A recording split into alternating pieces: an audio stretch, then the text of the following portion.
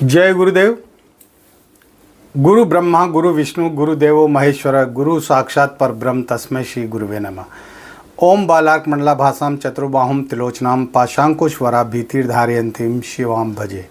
या देवी सर्वभूतेषु मातृरूपेण संस्थिता लक्ष्मी रूपेण संस्थिता वृत्ति रूपेण संस्थिता नमस्तस्यै नमस्तस्यै नमस्तस्यै नमो नमः। प्रिय दोस्तों नमस्कार। सिद्ध साधनाएं चैनल पर मैं आप सबका हार्दिक स्वागत करता हूं, अभिनंदन करता हूं। आशा करता हूं आप राजी खुशी से होंगे, कुशल मंगल से होंगे। आप सबकी कुशलता की कामना मैं माँ भगवती से, माता महाकाली से हमेशा करता हूं। दोस्तों इस वीडियो में मैं आपको एक बहुत बढ़िया तंत्र प्रयोग के बारे में बताने जा रहा हूँ। वीडियो बहुत खास होने जा रहा है, पूरा देखें, स्किप ना करें।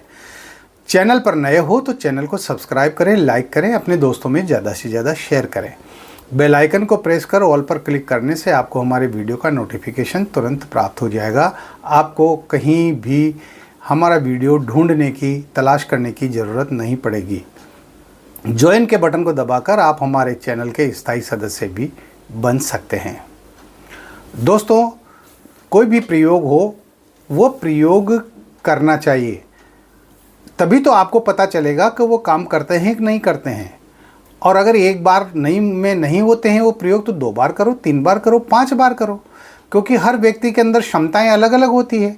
हर व्यक्ति के अंदर सकारात्मक जो शक्तियां होती है, पॉजिटिव पावर होती है, वो सबकी अलग अलग होती है ना। तो इसलिए जो है निराश होने से काम नहीं चलेगा। बहुत सारे लोगों के मेरे पास फ़ोन आते हैं, कहते हैं गुरुजी हमने 1 बार कर लिया, 2 बार भी कर लिया, लेकिन फिर भी सफल नहीं हुआ तो फिर करो, बार बार करो, कहाँ दिक्कत आ रही है। अरे खेत में बीज डाला, फसल वो उगा नहीं, बीज उगा नहीं तो इसका मतलब फिर चुपचाप बैठ जाते हैं क्या? अरे दोबारा बीज डालो। या पहली बार बीज डाला और वो जो है पानी से नष्ट हो गया, या पानी बरसा ही नहीं और बीज ज़मीन के अंदर ही सूख गया, तो फिर दोबारा कोशिश करते हैं कि नहीं करते हैं? करते हैं ना। तो ये तो कोशिशें करनी पड़ती है। छात्र 1 बार फेल हो गया तो फिर क्या दोबारा वो पढ़ाई नहीं करता है क्या? करता है ना, और सफल होता है। अब ये उसकी पढ़ाई के ऊपर निर्भर करता है कि वो जो है किस तरह से पढ़ाई कर रहा है, कितनी कर रहा है, और वो कितनी परसेंटेज जो है प्राप्त कर रहा है ना। तो सब पढ़ाई एक ही विषय की है, लेकिन परसेंटेज अलग अलग आते हैं, जिसमें सैकड़ों हज़ारों विद्यार्थी बैठते हैं, लेकिन सबकी परसेंटेज अलग अलग आती है। तो जितनी मेहनत जो करता है उसको उस हिसाब से फल की प्राप्ति होती है। और यही बात इनमें मंत्रों में, तंत्रों में, यंत्रों में काम करती है। आप जल्दी निराश हो जाते हैं। संकट ही यही है कि आप प्रयोग नहीं करते हैं, उसके पहले ही आप सवाल पूछने लग जाते हैं, गुरुजी मैं इस प्रयोग को करूँगा तो हो जाएगा ना? इसका मतलब तुम्हें शंका है, तुम्हारे अंदर उस प्रयोग के प्रति जो है वो शंका भरी हुई है, पता नहीं होगा नहीं होगा। अब जब पहले ही शंकाएं पैदा हो गई तो फिर वो प्रयोग तो आज हो ना कल हो। दृढ़ निश्चय बनो ना, अपने आप को मजबूत बनाओ, दृढ़ निश्चय बनाओ। दिमाग के अंदर ये सोचो कि मैं इस प्रयोग को करके ही रहूँगा, चाहे कुछ भी हो जाए करके ही छोड़ूंगा।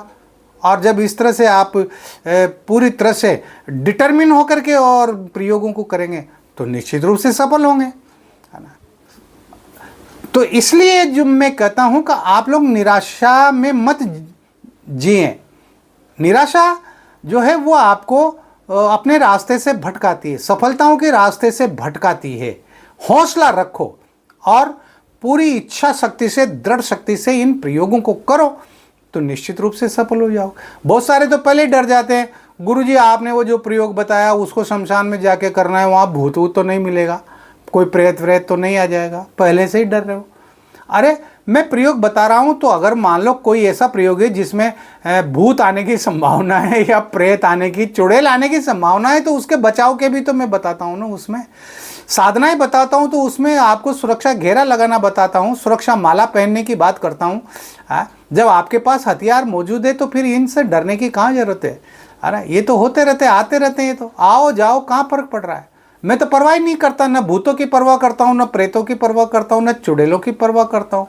आए दिन ही मेरे संपर्क में रहते हैं ये, आए दिन संपर्क में रहते हैं ये, है ना। मैं ध्यान ही नहीं देता हूँ, है ना। तो इसलिए जो है दृढ़ निश्चय बनो और इन प्रयोगों को करो। और जिस समस्या से संबंधित जो प्रयोग है, अगर उस प्रयोग को आपने पूरी ईमानदारी से किया तो निश्चित रूप से वो समस्या समाप्त होगी ही होगी। होती है समस्याएं समाप्त, क्योंकि ये पूरा ब्रह्मांडी तंत्र से बना हुआ है भाई, है ना। सारा सब कुछ तंत्र का खेल है, इसलिए जो है तंत्र अपने आप में बहुत शक्तिशाली है। और जैसा कि मैं कहता हूँ कि हमारे आसपास जो जानवर हैं, जो पेड़ पौधे हैं, वनस्पतियाँ हैं, वो सब तंत्रों में काम आती है ना। लेकिन करने से होता है वो। बहुत सारे ऐसे पेड़ पौधे हैं जो हमारे आसपास ही होते हैं, हमारे घरों में भी होते हैं, और उनके बारे में हम जानते नहीं हैं तो उन प्रयोगों को हम कर नहीं पाते। इसलिए जो है ये वीडियो, ये चैनल जो है आपको ये बता रहा है कि जो है आपको किस किस पेड़ पौधे के तंत्र प्रयोग करने से क्या क्या लाभ होगा, किस जड़ी बूटी का प्रयोग करने से आपको क्या क्या लाभ होगा। तो इन लाभों को उठाइए, और अगर आप नहीं करना चाहते हैं तो फिर बैठे रहिए चुपचाप अपने घर पर, आनंद कीजिए। जैसी चल रही ज़िंदगी वैसे चलने दीजिए। कीड़े मकोड़ों की ज़िंदगी जीना हो तो जीते रहो, लेकिन अगर उठना चाहते हो, कुछ बनना चाहते हो, आगे कुछ ऊंचाइयों पर पहुंचना चाहते हो, तो इन प्रयोगों को करो। मैं ये कहना चाहता हूँ। मैं आज इस वीडियो के अंदर आपको बता रहा हूँ अनार। अनार तो सभी जानते हैं, फल बाजार में मिलता है। अनार के दाने जो है सबको अच्छे लगते हैं, अनार खाना सबको अच्छा लगता है। और अनार के जो पेड़ हैं वो भी आपको हर जगह मिल जाएंगे, बहुत सारे गार्डन्स में मिल जाएंगे। अधिकांश लोग अपने घरों में भी, अपने बगीचों में भी अनार का पौधा लगाते हैं। बड़ा होता है, उसमें अनार आते हैं और फिर जो है उनको खाते हैं। लेकिन आपको ये पता नहीं है कि उस अनार से क्या क्या प्रयोग हो सकते हैं। तो इस वीडियो में मैं आपको वही बताने जा रहा हूँ। देखिए, अगर आप लक्ष्मी से संबंधित कोई भी यंत्र बना रहे हैं, माता लक्ष्मी से संबंधित यदि कोई भी यंत्र आप बनाते हैं तो हमेशा अनार की कलम से बनाएं। इस बात का हमेशा ध्यान रखें। समझ में आ गया ना। हालांकि कुछ यंत्र ऐसे हैं जो चमेली की कलम से भी बनते हैं, लेकिन अधिकांश जो यंत्र बनते हैं ना माता लक्ष्मी के, वो अनार की कलम से ही बनते हैं। उसके लिए आपको कुछ नहीं करना। आप किसी भी शुभ मुहूर्त में, शुभ दिन, सोमवार को, शुक्रवार को, है ना, ये शुभ वार कहलाते हैं, गुरुवार है शुभ वार कहलाते हैं, या शुभ नक्षत्र में, आप पुष्य नक्षत्र में, है ना, किसी भी दिन हो वो, उससे कोई फर्क नहीं पड़ता। उस दिन आप जो है सुबह स्नान करके और जो है नहा धो करके और अनार के पेड़ के पास जाए और उसकी जो है एक शाखा तोड़ लें। तोड़ने के बाद उसको जो है कलम बना लें चाकू से। उस जिस तरह से कलम होती है ना, उस तरह से कलम बना ले और उसको पानी से धो करके उसकी सामान्य पूजा कर ले। बस उसको तिलक लगा दे, अक्षत चढ़ा दे, पुष्प चढ़ा दे, उसके मोली बांध दे, हो गई कलम तैयार। तो अनार की कलम से अगर आप माता लक्ष्मी के किसी भी यंत्र का निर्माण करेंगे तो वो यंत्र 100% काम करेगा। इसका पहला प्रयोग तो ये है। और फिर वो कलम एक बार बनी तो बनी, फिर उसको आप संभाल करके रख दीजिए।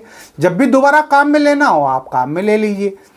ऐसा थोड़ी ना कि एक बार यंत्र बना लिया उस कलम से तो फिर उस कलम को जो है नदी में प्रवाहित कर दो या तालाब में विसर्जन कर दो। ऐसा नहीं होता है। वो कलम आपके हमेशा काम करेगी। इसी तरह से आप चमेली की कलम भी तैयार कर सकते हैं।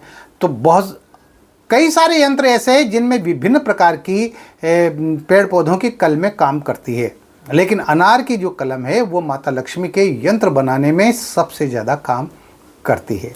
ये तो रहा इसका पहला प्रयोग। अब दूसरा प्रयोग सुनिए। आपके पास श्री यंत्र होना चाहिए। अगर जो है आपके पास स्फटिक का श्री यंत्र है तो वो सबसे अच्छा है ना। उस श्री यंत्र को आप जो है एक ताम्र पात्र में, तांबे की जो प्लेट हो उसके अंदर उसको स्थापित कर दें, उसको स्नान कराएं, उसको जो है तिलक लगाएं, अक्षत चढ़ाएं, पुष्प चढ़ाएं, सामान्य पूजा करें। और आपके पास में अनार के दाने होना चाहिए। तो अनार के फल आप जो है बाजार से लेकर के आ जाओ, है ना, 2-3 फल लेकर के आ जाओ, उनके दाने निकाल लें और एक कटोरी वगैरह में किसी प्लेट में रख लें, है ना। आपको आसन पर बैठ जाना है। आप आसन जो है लाल आसन बिछा सकते हैं, है ना। आपको इसमें माला की भी ज़रूरत नहीं है। बिना माला ही आपको क्या करना है कि आप जो है एक दाना लें और उस दाने पर मंत्र पढ़ें, ओम ह्रीम नमः, और जो है उसको यंत्र पर चढ़ा दें। फिर आप एक दाना उठाएं, उस पर मंत्र पढ़ें ओम ह्रीम नमः, और उसको जो है फिर आप उस पर श्री यंत्र पर चढ़ा दें। इस तरह से कम आपको और भी नहीं तो 108 दाने उस पर चढ़ाने हैं, है ना। 108 बार मंत्र तो आपको बोलना ही है। ज़्यादा बोलें तो आपकी मर्जी, आपकी इच्छा है। इस तरह से आप रोजाना करें। इसमें समय की कोई पाबंदी नहीं है, दिनों की भी कोई पाबंदी नहीं है ना। और भी नहीं तो कम से कम जो है 11 दिन तो आप करें ही सही, है ना। और फिर वो जो दाने इकट्ठे होंगे ना, उन दानों को आप जो है, अनार के दानों को आप अपने घर परिवार के अंदर जो भी सदस्य हैं उनमें आपस में बांट दो, और जो है वो प्रसाद आप सभी ले लें।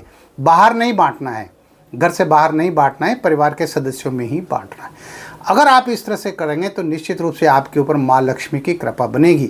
उस श्री यंत्र को आप अपने पूजा स्थान में स्थापित कर दो, रोजाना उसकी पूजा करो। रोजाना इस स्फटिक माला से आप इसी मंत्र का ओम ह्रीम नमः, इसकी 1 माला, 3 माला, 5 माला आप रोजाना कर सकते हैं श्री यंत्र के सामने। ये एक नियम बना लें आप अपनी जिंदगी का, है ना। अरे ज़्यादा नहीं कर सके तो 1 माला करने में कितना समय लगेगा? 2 मिनट भी नहीं लगे, है ना। तो कम से कम इतना तो करना ही पड़ेगा। इससे आपके घर में माता लक्ष्मी की कृपा बनेगी, माता लक्ष्मी का आशीर्वाद आपको मिलेगा, आप धन धान्य से परिपूर्ण होंगे, और आपके जीवन में जो भी आर्थिक बाधाएं हैं वो तमाम समाप्त हो जाएंगी, है ना। तो श्री यंत्र और स्फटिक माला, ये 2 वस्तुओं की सामग्री की आपको ज़रूरत पड़ेगी। अगर आपके मकान में वास्तु दोष है तो उससे चिंता करने की आपको ज़रूरत ही नहीं है। अगर आपके मकान के सामने मुख्य दरवाजे के पास में जगह है तो आप वहाँ पर अनार का पौधा लगा दीजिए। आपके घर का वातावरण वो अच्छा हो जाएगा। और अगर आपके मकान में किसी भी प्रकार का अगर वास्तु दोष होगा वो अपने आप ही समाप्त हो जाएगा।